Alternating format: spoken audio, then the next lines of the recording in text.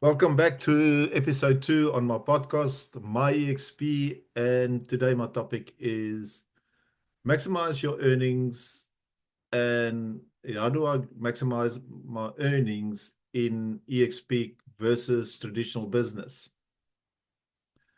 And I was thinking, when I started with eXp or when I wanted to join, a lot of the agents and principals, and even the other day, I got a agent that spoke and said, well, it's basically a Ponzi and a pyramid scheme. And I thought, why don't I do a video on this and to tell people what is a Ponzi scheme, what is a multi-level, what is a pyramid scheme, and let's put it to bed once and for all that people understand how this model works for everybody. So what I've done is I've created a bit of a PowerPoint presentation to explain the different modules, but also how to create a revenue stream that works for me. Well, I know a lot of people in traditional business rather stays in the traditional business and sell their time for an income and make their bosses rich. I don't see wasting my time. I'd rather buy back my time. But before I go into that at the end, let's just get into the different categories. So my heading is maximize your earning and business growth with eXp Realty versus traditional real estate models. So, okay. So let's start off with what's a Ponzi scheme? So a Ponzi scheme is basically where people invest in a product that does not even exist. So they make money from you. There's no tangible asset. So the only people that win in a Ponzi scheme is the people who climb in first. And there's a lot of these Ponzi schemes around. And I've seen it so many times where people has lost money because I think it's a quick rich scheme. eXp is not a Ponzi scheme. There's a product attached to it. And at the end of the day, it's a sustainable business because in this product, we grow, and it doesn't grow just with me, it grows with us. The next model is a pyramid scheme. Okay.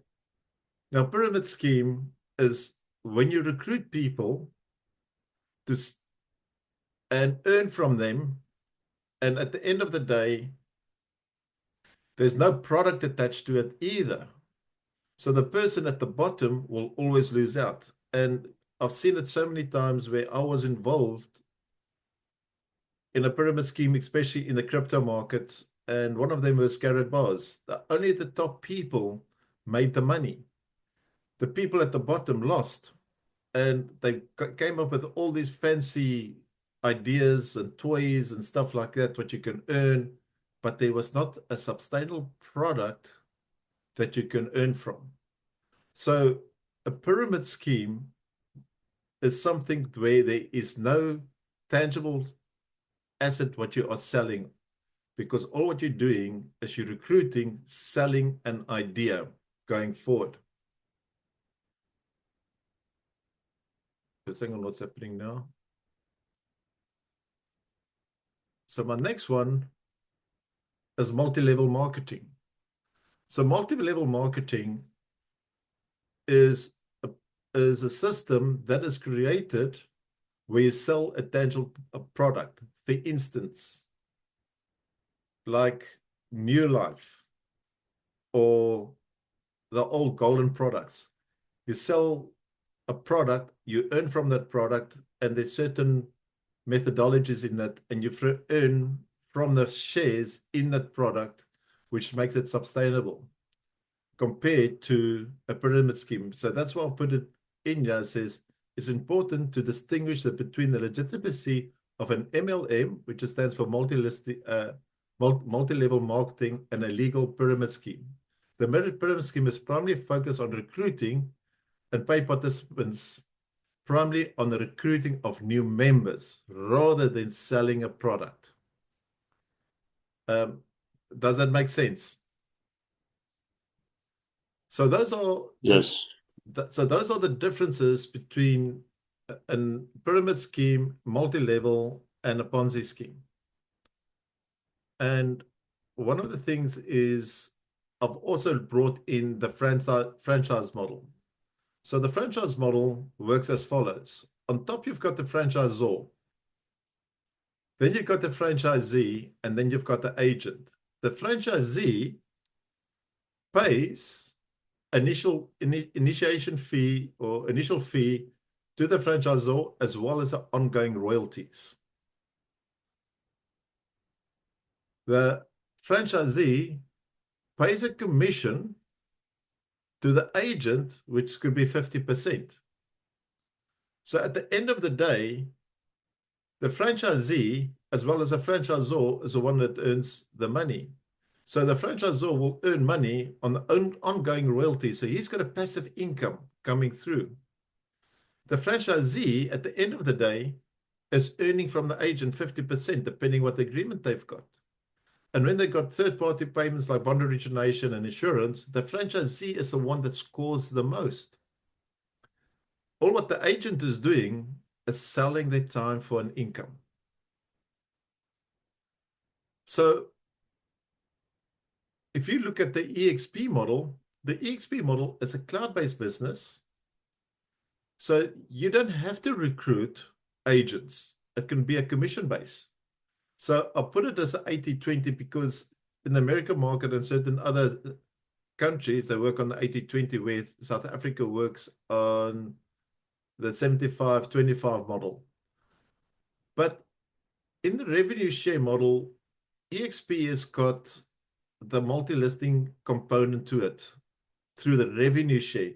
That's only one section of eXp. A lot of agents that joined eXp has got nothing to do. They don't want to build teams. They just want to work and build a passive income, maybe through the bond origination. Maybe they want to build through the rentals, because if you do managed rentals, 100% of that is yours. But eXp has also got stock ownership. So they've got the agents earn shares at the end of the day through NASDAQ and through the eXp model. So the revenue share on the MLM system that people think it's a multi-level, yes, it's got a multi-level section to attach to it. But the most important part about this is that at the end of the day, the agent is still earning more, plus all the other revenue streams that is in eXp. Now, I want to go back into the next one, is traditional brokerages versus eXp Realty. So let's look at the traditional brokerage. Your work environment, it's a physical office compared to eXp is a virtual cloud-based office. The commission split varies 50-50, and I know some people might work on 70-30 or 60-40. eXp, it depends on the 80-20 or 75-25. If you recruit through the traditional business, there's no income coming through. You don't get any stock options. Your multiple streams, they might do paying you maybe 100 Rand on bond origination, or maybe give you a food voucher, or maybe pay you 20% if you're going to refer a buyer or a seller to another area, where it's up to us how we can generate additional income. So if you look at your bond origination, you earn 100%. Currency direct, 100%. Managed rentals, 100%. Insurance, or any other third-party product. This is where you can start generating more income through this platform. So I say is it's up to you as an individual, how you want to build your real estate business. So let's go into more of a deeper dive. Let's look at the scenario what I've created here by just looking at pre-approvals, sales plus rentals plus revenue share as an example. These are just ideas forecasted. So I just want to put a disclaimer in there. This is just basically an idea I put forward what you can earn. For example, if you do pre-approvals at 0.3% and each bond is R1 million, you'll earn 15,000 Rand a month, which gives you an annual income of 180,000 Rand. That's without selling one property. Think about it. If you do property sales, and let's say, for instance, the property is 1 million Rand at 5%, and you do one sale per month, that is equals to 37,500. I figured the annual earnings is a bit wrong there. That was if you kept, you'll earn 500,000. But if you look at your rentals and you do 2 rentals per month at 15,000 rental, at the 10%, you'll earn 3,000, which is another 36,000 Rand per year. And let's say, for instance, you've got 6 agents or 5 agents below you. You can still earn another 4,300 Rand per month, which equals to 52,500. So your monthly income with working smart, you can earn 64,000 Rand a month, which equals to 76,500. So at the end of the day, this is the way I see the eXp model that benefits me. That's why I call it my eXp. And it's how you adapt your model that will suit you. So let's just look at another scenario. Just hang on my mouse. Okay, scenario 2 on traditional agency. If you just work on selling a property and you work on a 50% of the same model, you're only earning 300,000 Rand a year, 25,000 Rand a month. So if you look at the comparison by just looking at the models you're working with and all the byproducts of all the different revenue shares I can generate through multiple streams of income, I am nearly tripling my income. So versus traditional 64,000 to 25,000, compared to annual salary 768,000 to 300,000. The choice is yours. Which one would you go for when you look at this? But I understand what the traditional agent will say. It says, yeah, but you've got no offices. I have to do everything myself. I haven't got the time for myself. It's I don't get support. I need to get to an office. I get that. But what if, let's put it this way. In closing, if I had to stay with a traditional business model, I'll be trading my time for an income. Yeah, ever. With eXp, I have enough. I have the money to pay someone else to handle my admin, allow me to buy back my time. This enables me to focus on growing my business, reinvest in marketing, and leverage multiple streams of income to maximize my revenue. So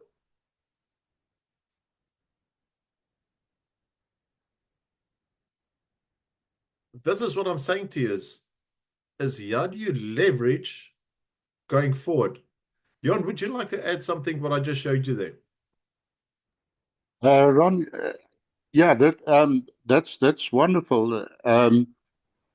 I just think that in my case, personally, um, I think the problem is walking in or going to an agent and actually putting that to him in the simplest terms that you just put it.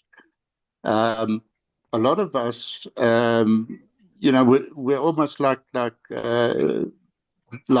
some of the people in the Bible where they say that they're not good talkers.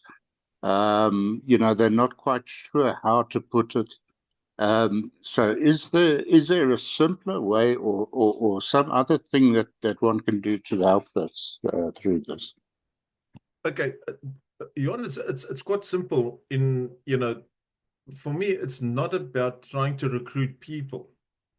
All right, recruiting people is probably the easiest thing I can do. Recruiting the right people is quite difficult to do because the right people are set in their mindset because they know what they want. And the reason why I'm mentioning this is if you've got a good agent working for, let's say, a brick and mortar company, couple of things he will think of. Listen, I built up a client base. Number two, I'm not going to have the support what I have with a brick and mortar company. Number three, um, the problem is I won't be able to work because I've got a restraint of trade. So all of this stops that person to move forward. So they focus most of the time on, yeah, you know what, I'm prepared to stand off 25%. But that's why I've done a bit of homework. If you look at the streams of income I put forward and you start working with a person by finding what his pain is and showing that what he's losing, that is when you start winning him over. And that's the way I see how to recruit. So it's pointless trying to speak to a person, hey, you can earn much more money by eXp. I mean, I've been spammed by eXp clients, agents on a regular basis, and they've got the same idea. Um, you can earn more. Let me show you my back office. This is what my shares is. This is what I've earned in my revenue share. You can do the same. That's not the model I sell. I get people to invest in me that understands that if I can help them grow their model without selling the product, but grow them as an entrepreneur to understand how to create leverage and build on with their client base, or how to create a new client base, or how to grow in the area, what they are, what they want. That is where the key comes in of recruiting. You see, the biggest key to this is, and it doesn't matter if you're selling cars, doesn't matter if you're recruiting people, doesn't matter if you are selling houses. If you're going to try to sell something to somebody, they will never be interested. If you understand their pain and you show them how to overcome their pain, they will start investing in you to buy from you. Does that make sense, John? Yes, that does. Yeah. Yeah. It's the biggest problem is if you look at faith and doubt as an example, both is equals you both is linked to belief. You can believe that you can faith is because faith is something you don't see, but you act on. Doubt is exactly the same. You believe that in no, it won't work for me. Because you doubt, because what you're basically doing is in sales, you're basically creating the doubt at the end of the day of putting your debt and your monthly expenses in front of your income because you're looking to pay your debts first before you survive. An entrepreneur will look at the opportunity and say, I'll put my business first, and how do I grow my business? Stuff the debt, I'll make sure there's some way of means I can pay it off. More people are worried about their name than growing and building their business going forward. That's where the issue comes in. So if you understand how to build um, your business, you have to have a cap on of risk. But understanding with risk is how do you create a calculated risk? Now, going back in what I'm saying is not everybody likes the eXp model because they see it as a Ponzi scheme or a pyramid scheme, but they don't understand the multi-level marketing behind that because it's only one side to it, which is that's fine. But if you look at what a person can achieve through bond origination, 15,000 Rand a month, that will pay your rental a month. If you look at doing 2 rentals, you get a passive income that you can build up in the next 12 months that can give you maybe 20,000 Rand a month. So let's say, for instance, to give you an idea, if you look at 2 rentals at 15%, 15,000 at 15%, or 10%, that will give you 3,000 Rand a month. Times that with 12, you've got 36,000 Rand a month coming in your uh, back office or in your wallet and making money while you sleep. It will release the pressure for you to make you a better sales agent to sell your property. But at the same time, while you're renting, going for rentals, you might pick up, like Vilna had maybe 60 um, uh, people that approach it to rent a property. Each of those are maybe, let's call it 10% of that. 6 of them might get pre-approvals. And you work at 0.3%, each one is a million. You've already made 3,000, you made 30,000 just on that deal without chasing business because somebody else is doing the work. The bond origination is the bond originator is doing the work because you're leveraging them to buy back your time to make money for you while you sleep. Does that answer some of your questions, Johan, Vilna? Yes, yes, it does. Ron, yeah, I think what a lot of agents in other agencies don't realize is that they they they're actually wasting their money by, let's for say example, getting in the car in the morning, going to work, coming back from work, just that little bit of petrol, we can save an EXP, and that's how we save our business. Um, and I think a lot of agents in the agencies don't realize that. They're making their bosses rich, and they're still staying on the same commission in, day out, and they're being pressured. And the boss is looking over their shoulders and all that. In EXP, you're your own boss. You've got your own business, and you run it the way you want to. And I think that's what they miss in the life. Don? Ron, can you hear me? Yes, Vilna, hello. Yeah. Okay. Sorry, I just wanted to make sure that I'm on the line. That's all. Okay. Do you want to add something, Vilna? And now, I was just listening to what Johannes saying, and yeah, the eXp model is definitely for entrepreneurs, and the people that want to work for themselves. 100%, but you know what for me, it's not just about EXP. You know, EXP is for me, it's a great platform.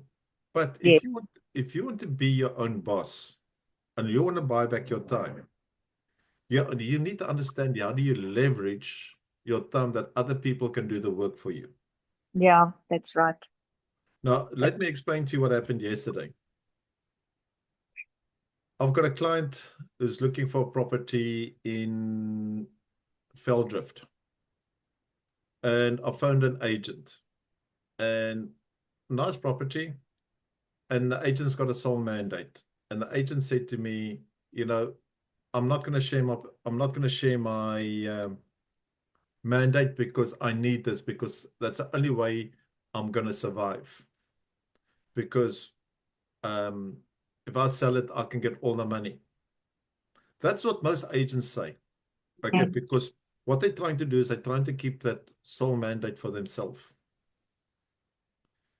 Now, when I joined the traditional business, the principal says, if you get the sole mandate and you sell it, you can make more money. And I had that mindset as well. But while I was working for that brick and mortar company, I then done some homework. I said, hang on, I've got a sole mandate. And that sole mandate might have been overpriced. I'm just using that as an example. Because the seller wants X amount in a pocket or in his pocket. So I get 20 buyers and I take 20 buyers through in that 1 week. And nobody buys. What is your time you spent on each buyer, and what is your value of your time at the end of the day? Because you were trying to make 50,000 Rand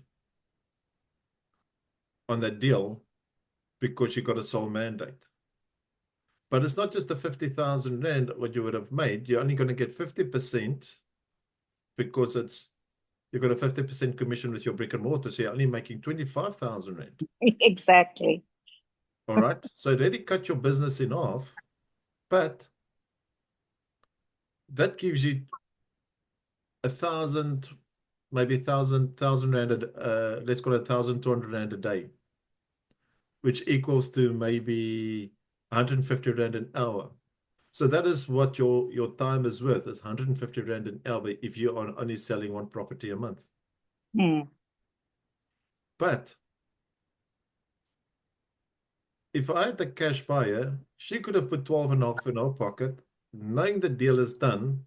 She could have leveraged it next 5 days, finding new properties, getting mandates, and networking with other agents to make the business work for her and double her income. Or with those buyers that's looking for the property, get them pre-approved, you've already made 15,000 Rand. You've already made up 12,500 Rand if you, with eXp and getting 100% of the bond commission. Ron, sorry, can I just mention something there? It makes me think of the mastermind forum as well. Yeah. From the me to the we to the us, and it's working smarter, not harder. And well, no, that's a very important part when you speak about the me to the we to the us. And the people that don't understand the me to the we to the us, the me, first, okay, let me put it into layman's terms for other people who is going to listen to it on YouTube. The me is, I'm the entrepreneur. I'm the boss. I'm the T-boy. I'm the cleaner. I have to do everything. I have to lock up, close down. eXp is that type of model. It's got to do with the me. It's for you to decide if this model is for you. Okay. The we is the people that believe in the model the same as I do. So Johan believes in me, so we share a property. Wilna and I share the rental with Wilna, I share a property with. So now it becomes a we because we got a common goal, because we all grow together in the right team, because we understand how to network, because we got the same direction. The us is having the buyers and the sellers that we can share with each other, because we built up a relationship of building the network with the buyers and sellers and leveraging. A good example is yesterday I had a client which I helped because I provided the service. She's ready to sell. She approached me. She knows I'm in the UK, says, what can I do? I then approach Vilna and I approach Suzette and says, let's put something together. We're signing up a sole mandate on Monday for 3 months, and we're sharing it with the team. This is Yeah. what I like, because we in charge, not in charge, but we network with each other because we created the trust. Each one wins because every crumb makes a cake or builds that loaf of bread. And at the end of the day, it becomes a win-win situation, Yeah. because the me to the we to the us, we become one. And that's, yeah, I see the eXp model working for me. That's why I call this platform my eXp model. Some people might have a different model, but that's why I call this sessions on a Thursday my eXp. Vilna, would you like to add something else? No, it's fine. Thank you. Johan? Yeah, thanks, Ron. Yeah, I totally agree with you there. I think it's all about we're all in this in the same boat. We're all working for the same purpose, for the same goal.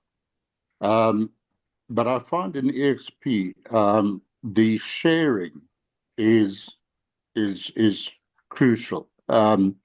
If we don't learn to share with each other, well, we won't get anywhere, because we help each other out because it's virtual, and we need to help one another survive wherever we can. So yeah. Johan, you don't have to make it virtual. It's even you're sitting in Bloemfontein.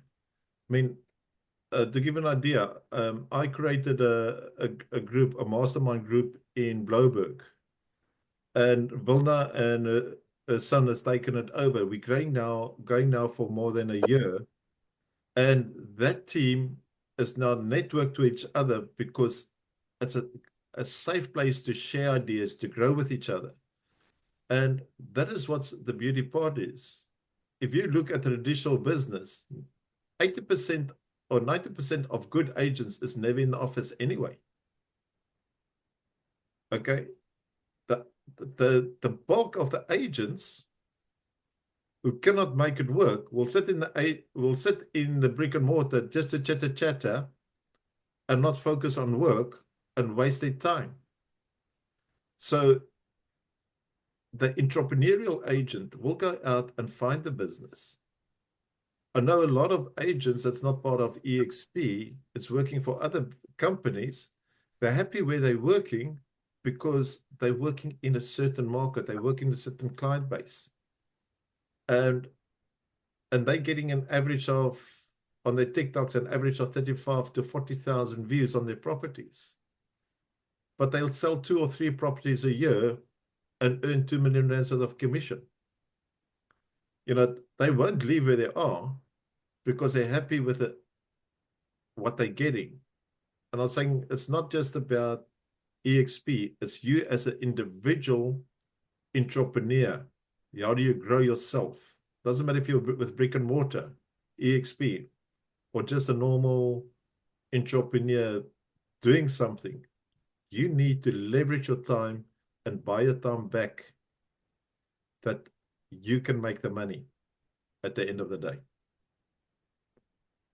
So those are a couple of things which I thought I'll share with you guys. Anything else you guys need to ask? No, No, I'm thanks. fine, thank you. So anyway, thanks, Sean. Thanks, Vilna. And whoever is watching, thank you. I will look at your comments. Have an awesome day and meet me next week, Thursday, back on the same call, same Zoom link. And you can find it in my YouTube pages. Be awesome and be great.